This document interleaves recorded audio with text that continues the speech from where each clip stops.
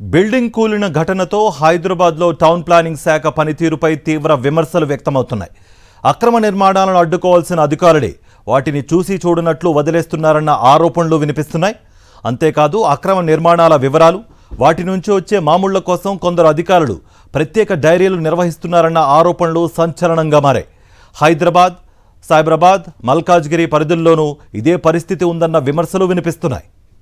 అక్రమ నిర్మాణం కనిపిస్తే చాలు చర్యలు తీసుకోవాల్సిన టౌన్ ప్లానింగ్ అధికారులు ఆ నిర్మాణం వివరాలను నోట్ చేసుకుని మామూళ్ల వసూళ్లకు తెరతీశారన్న ఆరోపణలు కలకలం రేపుతున్నాయి.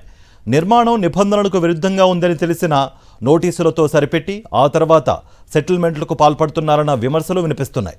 ఇటీవల హైదరాబాద్లోని అక్రమ నిర్మాణాలపై వచ్చిన నివేదికల్లోనూ ఫీల్డ్ విజిట్ చేయకుండా కార్యాలయాల్లోనే వ్యవహారాలు చక్కబెడుతున్నారన్న ఆరోపణలు నమోదయ్యాయి. ఇదే అంశానికి సంబంధించి మరింత సమాచారం మా ప్రతినిధి సాయి కిరణ్ ఘటనా స్థలం నుంచి అందిస్తారు. సాయి కిరణ్, డెబ్రిస్ తొలగింపు ఎంతవరకు వచ్చింది? అంతేకాకుండా టౌన్ ప్లానింగ్ అధికారులపై చాలా విమర్శలు వస్తున్నాయి. దీనికి సంబంధించి అధికారులు ఏం చెప్తున్నారు? సంబంధిత అధికారులు కార్తిక, అయితే గచ్చిబౌలి అంజయ్య నగర్ లో భవనం కుప్పకూలిన ఘటన తర్వాత ఇప్పుడు టౌన్ ప్లానింగ్ అధికారులపైన ప్రత్యేకంగా అందరూ కూడా విమర్శలు వ్యక్తం చేస్తున్నారు. ఎందుకంటే హైదరాబాద్ అంటేనే అక్రమ నిర్మాణాలు అనేటువంటి విధంగా తయారయ్యాయి. సో ఈ అక్రమ నిర్మాణం అనేటువంటిది అంటే అనుమతులకు మించి కడితే అది అక్రమ నిర్మాణం. సో ఈ అక్రమ నిర్మాణం మనకందరికీ అది చాలా క్లియర్ గా కనిపిస్తుంది. కానీ అధికారులకు మాత్రం అది ఒక ఆదాయ వనరుగా కనిపిస్తుంది అనేటువంటి విమర్శలు వస్తున్నాయి. అక్రమ నిర్మాణం అయితే చాలు అక్కడికి వెళ్లడం, డైరీలో నోట్ చేసుకోవడం, ఆ సదరు బిల్డర్ ఎవరో అతన్ని టచ్ లోకి వెళ్లి అది పూర్తిగా మామూలు వసూలు చేసి దాన్ని కొనసాగేలా సహకరించడం, ఇట్లాంటివన్నీ కూడా పూర్తిగా హైదరాబాద్, సైబరాబాద్ ఏరియాలో పెద్ద ఎత్తున జరుగుతున్నటువంటి విమర్శలు వస్తున్నాయి. ఎందుకంటే గతేడాది కూడా ఇదే సేమ్ అంజయ్య నగర్, సిద్దికి నగర్, గచ్చిబౌలిలోనే ఒక బిల్డింగ్ వల్ల ఇంకొక బిల్డింగ్ నేల కొరిగేటువంటి ప్రమాదం వచ్చింది. సో ఆ బిల్డింగ్ మొత్తాన్ని కూడా తొలగించారు. ఎందుకంటే మిగతా చుట్టుపక్కల సేమ్ ఇదే ఘటన విధంగా ప్రమాదం జరుగుతుందేమో తొలగించారు. సో ఇప్పుడు మళ్ళీ అదే ప్లేస్ కు వెళ్లి చూస్తే గనక మంచిగా పూర్తిగా రెండు నిర్మాణాలు కూడా పూర్తయిపోయాయి. అదే ప్రాంతంలో అది అక్రమ నిర్మాణం అని తెలిసి లాస్ట్ ఇయర్ తొలగించారు. కానీ మళ్ళీ ఇప్పుడు చూస్తే 8 అంతస్తుల నిర్మాణం ఈసారి జరిగింది. అంటే అది ఎట్లా జరిగిందని చూస్తే మళ్ళీ పూర్తిగా అధికారులంతా లంచాలు తీసుకుని అటువైపు కూడా వెళ్లరు. ఈ టౌన్ ప్లానింగ్ సెక్షన్ లో ఎట్లా ఉంటుందంటే ఈ బిల్డింగ్ కు అనుమతులు ఇవ్వాల్సి ఉంటుంది వీళ్ళంతా కూడా.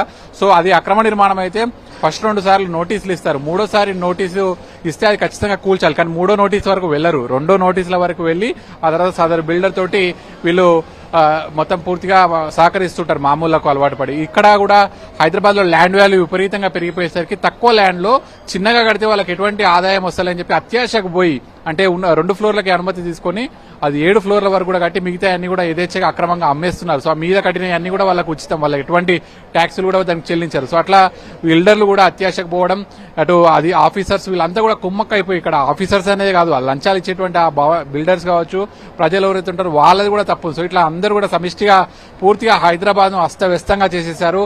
ఆ రోడ్డు చాలా చిన్నగా ఉంటుంది. అక్కడ ఒక అక్రమ నిర్మాణం నిర్మించి దాదాపు ఒక 7 అంతస్తుల నిర్మాణం నిర్మిస్తే అక్కడ హాస్టల్ అనేటువంటి ఒక నిర్వహిస్తారు. హాస్టల్ అంటే దాదాపు ఒక 100 నుంచి 150 మంది పిల్లలు ఉంటారు. అక్కడ రోడ్డు కనుక చూస్తే అక్కడ కనీసం వెహికల్ కూడా పోదు. అట్లా ఒక బిల్డింగ్ నిర్మించేస్తున్నారు. సో ఇట్లా మనం నిలబడ్డటువంటి గచ్చిబౌలి, అంజయ్య నగర్, సిద్దికి నగర్ లోనే కనుక చూస్తే కొన్ని వందల హాస్టల్స్, పీజీ హాస్టల్స్ ఉంటాయి. ఇక్కడ నుంచి సైబరాబాద్ అంటే ఈ సాఫ్ట్వేర్ కార్యాలయాలకు వెళ్లి పనిచేస్తుంటారు. సో వాళ్ళంతా ఇక్కడ తక్కువ రేటుకు వస్తుందని చెప్పి హాస్టల్లో ఉంటారు. కానీ హాస్టల్స్ అన్ని కూడా అక్రమంగా కట్టేసినటువంటి పరిస్థితి ఉంది. ఒక్కసారి కనుక వెళ్లి అంజయ్య నగర్, సిద్దికి నగరం చూస్తే ఎక్కడ చూసినా కూడా విచ్చలవిడిగా అవినీతిగా అక్రమ నిర్మాణాలే ఇక్కడ కనిపిస్తున్నాయి. సో ఈ అక్రమ నిర్మాణాల వల్ల ఏమైతుందంటే ఇట్లా కూలిపోవడం, సో అట్లా కూలిపోయిన తర్వాత ఎవరో ఒకరు చనిపోవడం, పక్కన ఉన్నటువంటి వాళ్లకు డ్యామేజ్లు జరగడం, ఇవన్నీ కనుక చూస్తున్నాం. ఇవన్నీ కూడా అధికారులు ఎఫెక్టివ్ గా ఎందుకు పనిచేయరు అనేటువంటి ఒక క్వశ్చన్ రావుతుంది. ఇది ఎప్పుడైతే స్టార్టింగ్ మొదలవుతుందో నిర్మాణం అప్పుడే కనుక వచ్చి కూల్చేసి ఉంటే ఇట్లాంటి ఘటనలు ఇట్లాంటివి జరగవు ఎప్పుడు కూడా. కానీ ఇప్పటికీ స్టిల్ ఈ బిల్డింగ్ కూలినటువంటి ఈ రోజు కూడా ఎన్నో అక్రమ నిర్మాణాలు ఇంకా సైడ్ కు కొనసాగుతూనే ఉన్నాయి.